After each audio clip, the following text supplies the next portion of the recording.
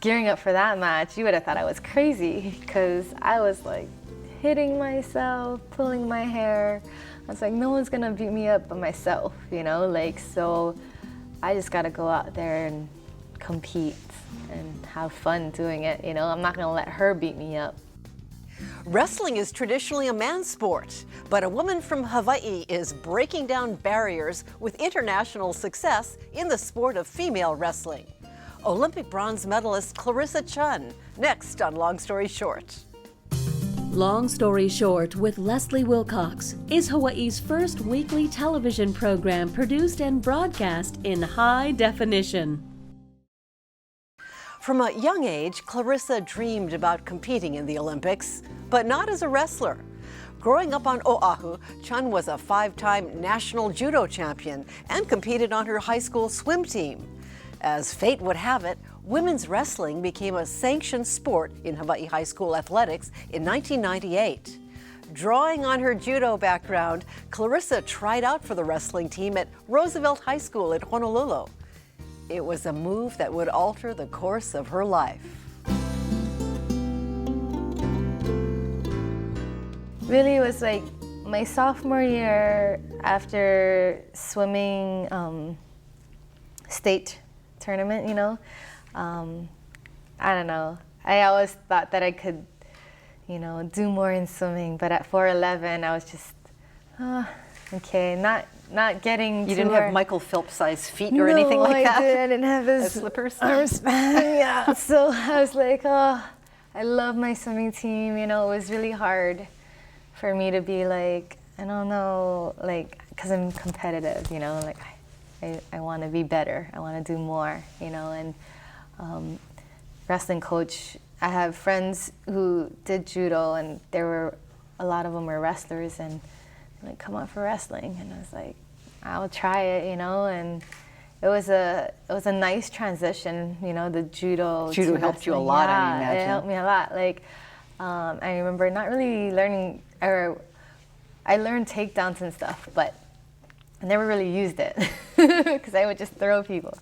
And when I started, it was like against guys, you know, like it was the first. There wasn't a girls wrestling team? That was the first year they had girls wrestling, but it was just me and another girl, so we didn't make a full lineup. So, and they allowed females to wrestle guys during dual meets, you know, so. What was that like joining the boys wrestling team? It was all right. I didn't, you know, it was nothing new to me really, because I grew up doing judo.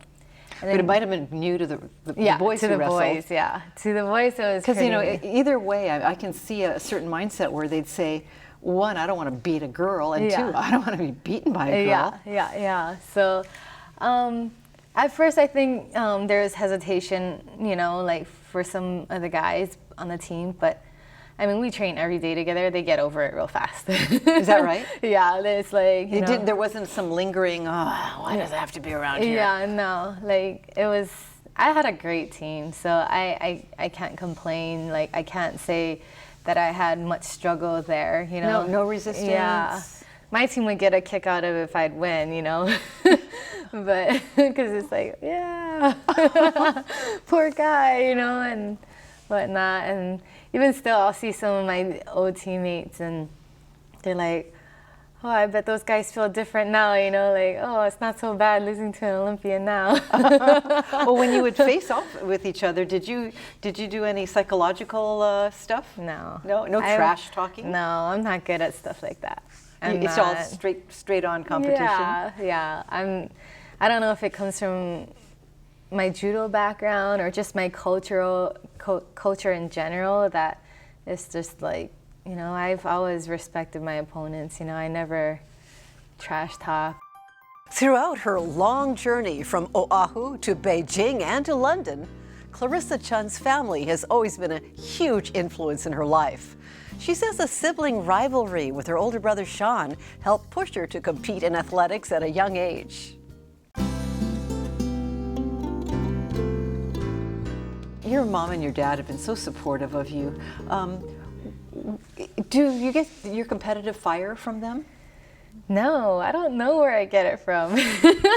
They're so easygoing. They're like, I mean, Yeah, like my dad's super laid back, kind of soft-spoken kind of guy, and my mom's complete opposite, like very talkative, and like maybe I get it from her, I don't know. I probably get it from both in some way or another, but yeah, she's the one that always goes and goes.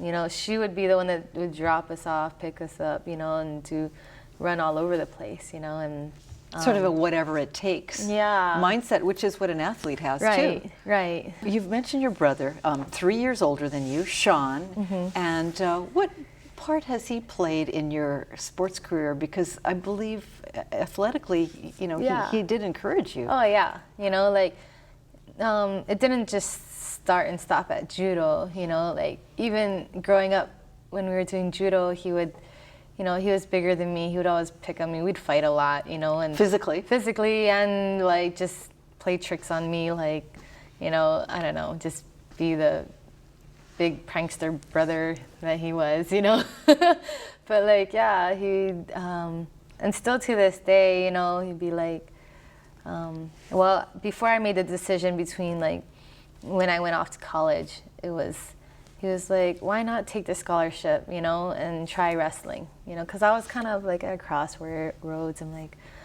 Missouri, I don't know, you know, and it's like, if you don't like it, you can always come back, you know, and you can go judo or whatever route you want, you know, and so he kind of helped me guide me to that decision. I heard somebody describe wrestling once as, and I think it was a collegiate level wrestler, saying it's the tactical manipulation of your opponent to take control, normally through pain. Would you agree? Yeah, you know, when you're on the mat competing, you know, like it may sound dirty to say that you want to cause pain to your opponent, but at that level, I feel like, I mean, you can, like there's, at that level, there's so many different styles of wrestlers, you know, like you can be the tactical and strategic and fluid, you can be the brute and abrasive, you can be, you know, I remember, I think one time I was in Russia and I felt like I got punched in the eye during my match, and I'm like, whoa, where did that come from? Like, how, you know? And I was just like thrown off for a second, and it just like got me off focus like that, you know? And anytime you can, not saying that I've ever punched anyone in the eye or anything during a match, but whatever her strategy was, it worked. In the wrestling world, it's against females. It gets pretty, you know, intense sometimes, you know. When females oppose females. Yeah, it almost seems worse because it becomes like, kind of like claws comes out, you know, like hair gets pulled, which is why I chopped my hair off, you know, and I even got bit my first round at the Olympics. What do people know you as, do you think? I mean, everyone has ways of pigeonholing or just, you know, you have some kind of short description. Yeah. What's yours? Well, I've heard people say that I'm quick, like I'm like I move fast. There's certain moves there's like a move that they like. What's it called? I don't even know what it's called. Actually, I learned it off of watching video from the Russians, like the men Russian video, and yeah, so just playing around with that with a friend in practice, and just, I don't know. Well, what do you do? I just attack with my legs rather than my arms. So, because, you know, like, it's a little bit of judo in a sense, but it's not really a judo technique. Most takedowns, people would expect, you know, that I would shoot with my arms, not with my legs. So where are you kicking them? Behind their leg, and I'm wrapping around them and then bringing my arm behind to secure it, in a sense. So, yeah, it's kind of a little funky, people would say. So you just mentioned the word funky, so I've just got to ask you, it's probably really, you know, trivial and unimportant, but I know I've met women who said they would never consider going into the man sport of wrestling at the time because of the stinky factor. Yeah, it can get gross. The mat, yeah, it gets funky in smell. And each country or region, they have a certain funk to themselves too, but I don't know. I guess it's just one of those, it may bother us for a split second, like, oh gosh, that's horrible, and That's another of those gruesome things. Yeah, another gruesome thing. Clarissa Chun attended Missouri Valley College on a wrestling scholarship. In 2002, women's wrestling became an official Olympic sport, and Chun set her sights on Olympic competition. In 2008, she qualified for Team USA and competed in the Olympic Games in Beijing. I think a lot of folks in Hawaii know what it's like to, when you have to go from JV to varsity in high school, and then, you decide if you're going to go collegiate, and a lot of people know I'm out of there. I'm not going to, perform at that level. And then, of course, you went beyond that. Yeah. What's different about the Olympic level, the highest level of the sport? Oh man, I think, and in every aspect there's discipline, in high school we had to be disciplined about, schoolwork, along with practice, being at practice and giving it your all in practice. And it carried over into college. And then at the Olympic level, it was even more focused, this is what I do every day. I wake up, I train, gotta make sure I eat right, because to fuel my body for practices, to recover from practices, and making sure I do all the right things, meaning sleeping at a decent time, when I was in high school, I was a terrible eater. I would eat all kinds of junk food, lihim, everything and anything, and I wasn't really the greatest at sleeping, I'd get home late and sleep late and wake up early, because I live so far. I don't know, at the Olympic level, it's, especially the year before, it just seems the energy becomes more intense, because everyone wants it, everyone wants that spot, and for women's wrestling, there's only 4. Okay, you walked away from the 2008 Olympics empty-handed. You came in 5th. I know, it was terrible. But now, but next time, Yeah. you won the bronze. What do you think did you notice anything that allowed you to intensify or do something different? Differently, yeah. Well, in 2008, it was my first Olympics, but at the same time, when I lost in the semis, I couldn't get over it, that match was done, but I still kept thinking about that match. I was emotionally, I was on an emotional roller coaster. But you had lost before and gotten over losses. Yeah. But this was different. Because it was the Olympics, in 2008, I was like, I should be going for gold, I could have done so much, I regretted not giving even a little bit more in my semifinals match. And my coach told me, that's in the past. You fight for 3rd, you still are fighting for a medal, and so I'd be upset that I wasn't in the golden medal match. I'd be sad for myself that I wasn't in the golden match. I'd be angry and I'm gonna beat up the next person, I gotta wrestle, so I was on a roller coaster ride for that. After her 5th place finish in the 2008 Olympic Games, Clarissa Chun refocused her training beyond the physical aspects of wrestling. In 2012, she qualified again for Team USA and returned to the Olympic Games, this time in London. And I remember before the 2012 Olympics, it was I sought out a sports psychologist, consistently. I've worked with sports psychologists before in the past, but it was sporadic, It was more that I had to find my weaknesses and then work on them, on and off the mat. How do you do mental training? I want to learn some of that. How do you do that?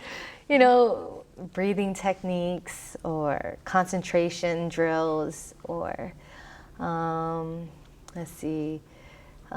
meditation, And that's all about controlling your thoughts so that they're positive in terms of what you need to do. Yep. Yep. So it's just like visualization, you know, a lot of that. What do you visualize? Getting my hand raised, hearing the national anthem. So it's not this major boom takedown. No, it's more like, no, sometimes. hello everyone. Yeah, no. Gold star winner. No. They just raise their hand, like brute style, right? Gladiator. No.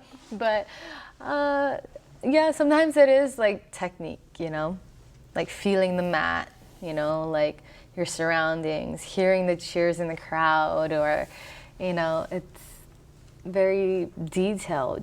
But you have to be able to do that when you need to. Yeah, it's kind of like zoning in, being in the moment. In 2012, when I lost, I felt, you know, that, well, I gotta keep winning to, like, basically fight for my medal, you know. My emotions were more focused, you know, like I contained my emotions, you know, as far as I didn't go on a roller coaster How could you ride do there. it the next Olympics when you hadn't done it the first one? What did you learn in between? Just, you know, like letting it go, I guess, letting that match go. I couldn't let go of it in 2008, and 12, I could. I just focused on the match, like in front of me, you know, and preparing for my bronze medal match. That one was tough because it was the female that beat me in 2008 for the bronze. So it's like, you know, like I had to be mentally tough and physically tough. I thought I read something about how at some point during that match, or the series of matches, you looked at the podium and you remembered you didn't get to go up there the last time. It was against my match against Poland, the girl who bit me. They were setting up the podium behind her, and I had to beat her in order to go to the medal round. I see. So her back was towards the podium, and I was facing it. So I like kind of like passed her, and it's like I already had lost the first period to her, and before the second period, I kind of glimpsed past her, and I was like, you know, like don't let this slip through, you know, kind of thing. Like, just like, I want to get on there. I'm so close, you know. And that's when I did my painful front headlock throw on her, and and then pinned her, and I was like, yay, okay, next. I understand you had quite a crowd from Hawaii cheering for you. How many people came? I think 38. Yeah. Who were they? My family, like my mom, dad, brother, my judo family. So like my old judo sensei and my judo teammates, my high school friends, even some of my swimming friends that I swam with at Roosevelt came. My high school wrestling coach and his brother and his family came out. So I was just very blessed to have such a nice, good, solid cheering crowd, you know, like. Absolutely. Yeah. Clarissa Chun has competed in a host of other national and international wrestling competitions beyond the Olympics. In 2012, she also won a gold medal at the Pan Am Games. Over the years, the sport has taken a physical toll on her. But don't expect this champion to tap out anytime soon. We sent a little questionnaire to you just with asking you for basic information before you came, and I was so amused by what you said about wrestling. You said it's a fun, if gruesome sport. Yeah. Gruesome? Yeah. And that, are you talking about injuries? Everything, just training and injuries. Like, I feel like you're lucky if you can walk away injury free, you know, and meaning just come out with no injuries at all. Luckier if you can walk away like without any surgery to be done, you know. And I know some friends who've walked away from the sport without having to get surgeries, but injuries are. So you've had at least 3 surgeries. 4? 3 on my shoulder, 2 on my knee. 2 on your knees. 1 on my elbow. And were those breaks? What kind of injuries? 2 of them were cleanups, and the rest were like tears. Clean up from what? So my elbow had bone spurs floating around, So just go in, take those out. Knee was ACL, and then the cleanup was like just shaving of like it would get frayed and get locked up, and they would just clean the bone up. And Same shoulder? yeah, well, 3 shoulder surgeries, so there's 2 on one side and 1 on the other, and those are all like tearing. You must be very good at handling pain. Yeah. Have you always had a high threshold for pain? I think so, yeah, I think so. That's the only time my family gets concerned. They're out, you know, each time I get a surgery, they're like, how much longer are you gonna do this? Are you sure you wanna continue? Athletes generally have short competitive careers. Now in her 30s, Clarissa Chun knows that the 2016 Olympic Games could be her last run at Olympic gold. And the 3rd time around in the Olympics for you. I mean, I wonder if that means you'll have, you know, a further increase in control and awareness and ability to focus on just that. Oh yeah, I can't wait for that moment to click, you know, like, you know, it's like an everyday thing, you know, when I'm in training that it's like sports psychology is like mental training is just as crucial as physical training, you know, like it was something that I practiced and trained every week. Have you thought about what after that? You know, I have. I'm just not sure. Like I even thought about that prior to making this journey to 2016, because it was like, oh, should I go into coaching? There's this program in New York called Beat the Streets for inner city New York kids, you know, teach them wrestling. And there's a wrestling club in New Jersey as well, you know, like I thought about that, or I thought, you know, like I've had people come up to me, ask me if I want to be a coach or an assistant coach at a college program. I wish we had no expiration date on an athletic career, you know, like I wish I could go to the end of time, you know, but, you know, it's just one of those, I'm at the career in my life where I am like the older age of, you know, competing. In your early 30s? Yeah, you know, and I've even known some who competed like in their late 30s, you know. You mentioned mixed martial arts a bit ago, which is pretty much anything goes. Yeah. Would you ever feel comfortable doing something like that? I don't know. I get offers and I get asked a lot because a lot of my friends who are wrestlers are doing it now.